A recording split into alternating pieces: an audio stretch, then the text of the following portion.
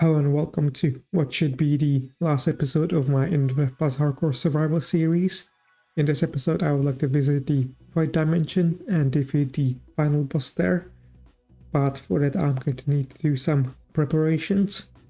Some of those preparations include gathering some dark matter, for which I need to kill some stalkers. And I've decided I would like to do that during the night on the surface. And for that reason I brought a lucky coin and also the spectacles so that I find the stalkers more easily. Anyway, now I need to wait for the night and then do some hunting. And if I feel like I don't have enough dark matter, then I'm going to go on the ground. Or I think I'll just sleep and hunt again during the night.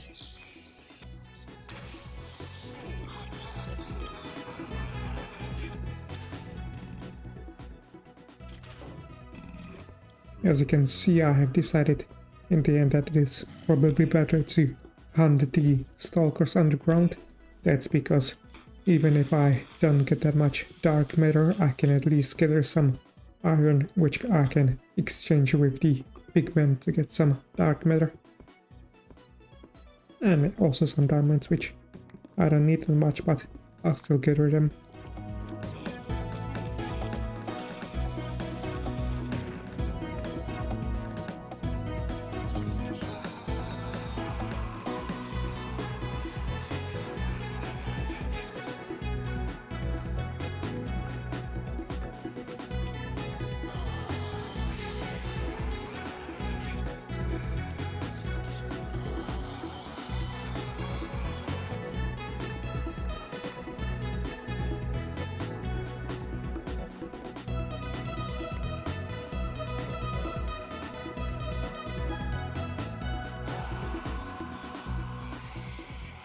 And after a while of hunting I have managed to get 6 pieces of dark matter and a bit over 3 stacks of iron, which are currently smelting.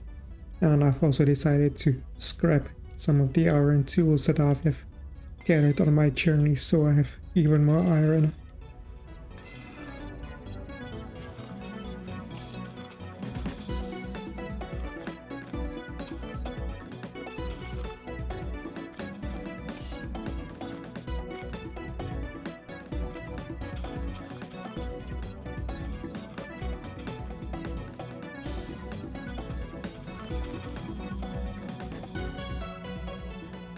And now I have all of the iron from the smelting and grinding.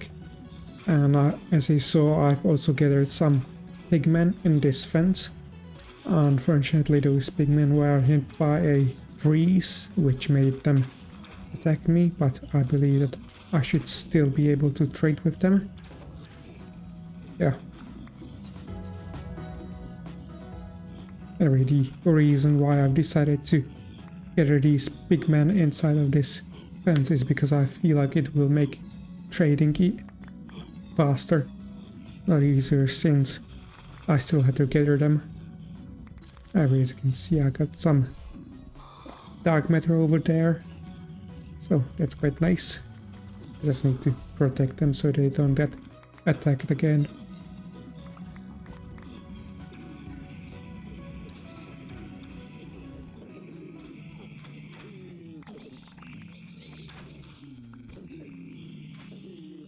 And after trading all of the iron with the pigmen, I ended up with 14 dark matter, which brings my total to 42. Of course, you don't need all of this dark matter to access the void, you only need 13 pieces. However, I've decided to have some more so that I can activate a beacon while fighting before fighting the boss. Although now I've realized that I probably don't need to gather this much dark matter before accessing the void, because once I get to the void it will be filled with stalkers, so I'll be able to gather some extra dark matter once I'm there to activate the beacons. Anyway, now that I got this dark matter, I'm going to move on to some other stuff. Next, I need some obsidian, 48 pieces in total. I already have 5 pieces at home, so that means 45 that I need to gather. Thankfully the obsidian breaks faster in Infdev Plus compared to vanilla, so it didn't take too long to gather all of those. And the reason why I wanted to gather the obsidian was to make the portal frame so that I can make the portal to the void dimension. And I also need a quantum singularity to activate the portal. And I've decided to put the portal here along with the singularity so that I can activate it later once I'm ready to head in. After the last clip I went ahead and made 2 more beacons. That's because I want to have 3 effects while fighting, those being strength, resistance and regeneration. And for that reason I also went and got myself a cast tier. Anyway, now that it is done, I'm going to prepare myself some gear. And the first thing that I'm going to prepare is some adamantine armor, which I'm going to enchant with protection and unbreaking, since I've got all of these scrolls and all of these points. Next up, I want to gather some ethereal sand. You'll see why I want it once I get into the void dimension.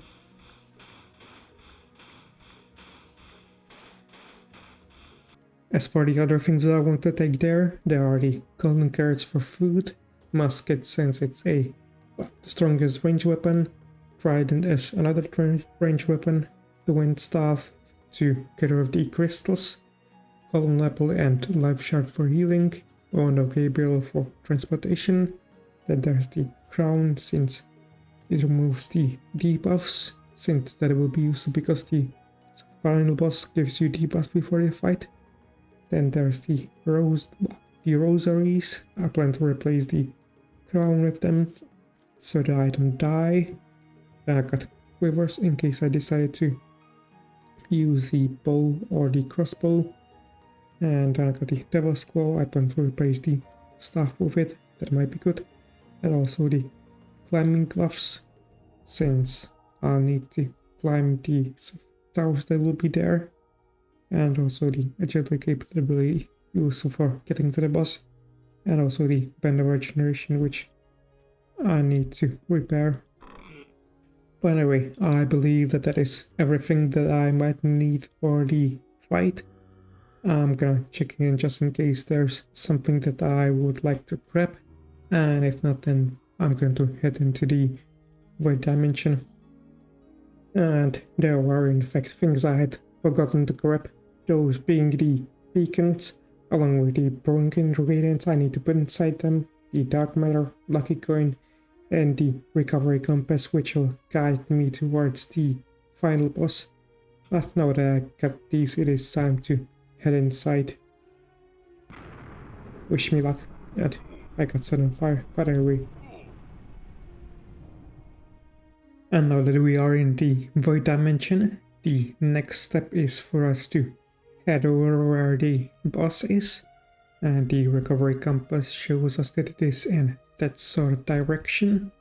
So what I'm gonna do is kind of place the sand, the ethereal sand, in a 2 wide strip in the direction where the boss is, since there's the direction is kind of diagonal, so I'm gonna place it in one direction. I think this will be a good one.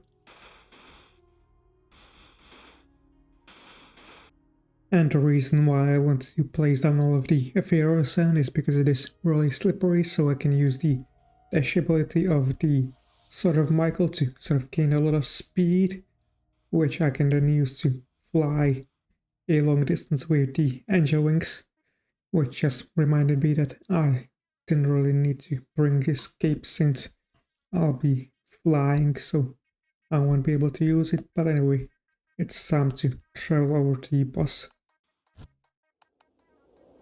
And as you can see, I'm now flying quite high up, so I just need to now follow the compass.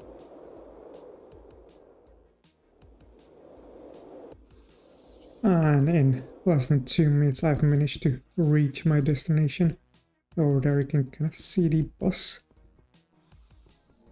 yeah, so to continue, I'm going to set up some things like one of the beacons because I currently don't have enough dark matter to set up all three.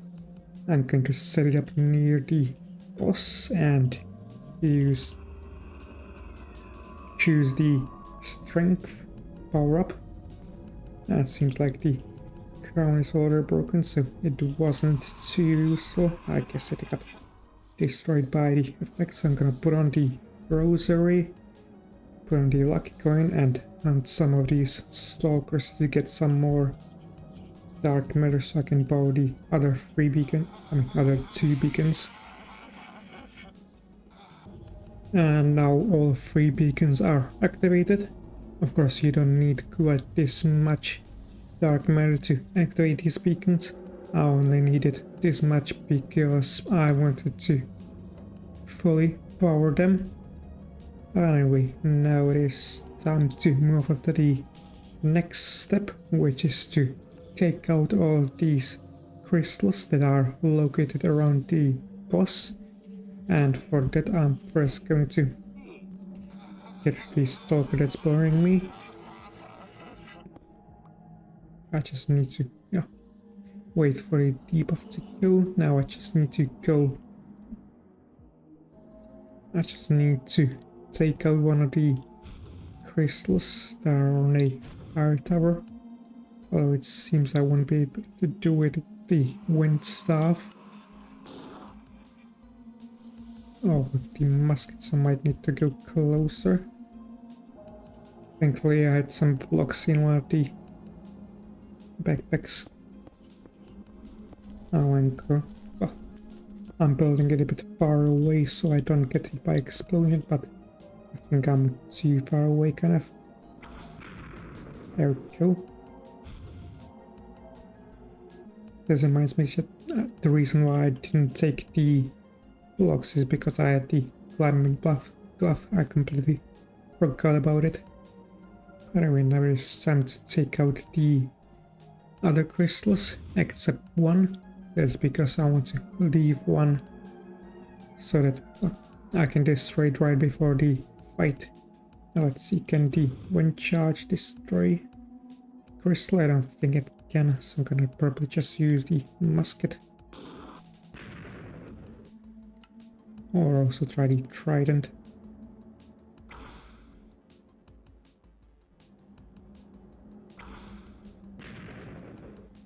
As you can see, I've taken out all of the crystals except one.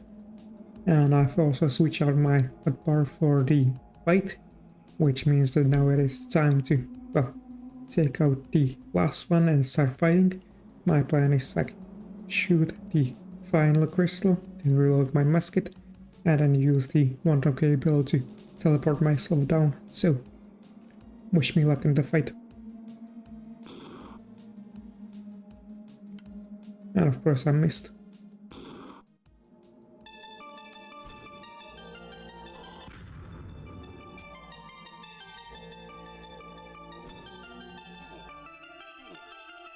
Now as you can see, this is sort of the first stage of the fight, which is kind of easy thanks to the things that I did. And seems like the fight will be over quite soon. I guess I truly prepared more than I did because the fight is already over.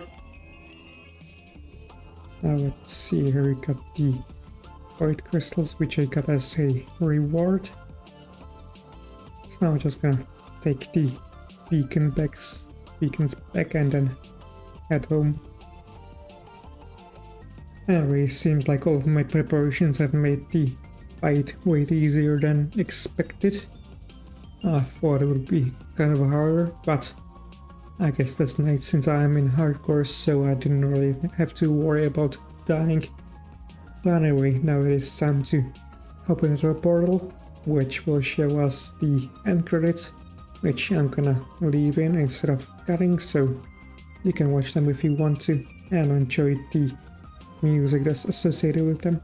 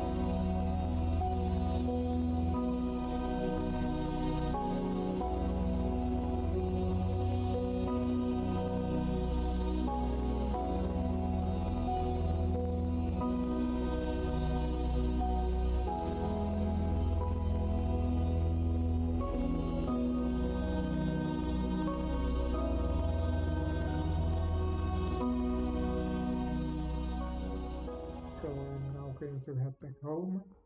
I think the hunting session was moderately successful. I've managed to get 9 pieces of leather, so I'm going to craft myself a helmet and some boots. Teleport away to the top, and now I'm gonna try to hit him. Thankfully I can have several attempts. And that will be it for this episode and this series as a whole. I do hope you've enjoyed watching it as much as I've enjoyed making it. I must say I'm really glad that I ended up doing this series. That's because I got to try out some new things thanks to it that I likely wouldn't have tried otherwise, especially since I was in hardcore mode.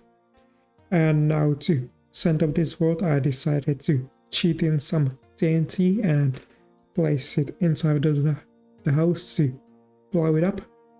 So once again, I would like to thank you all for watching, and I'll see you in the next one.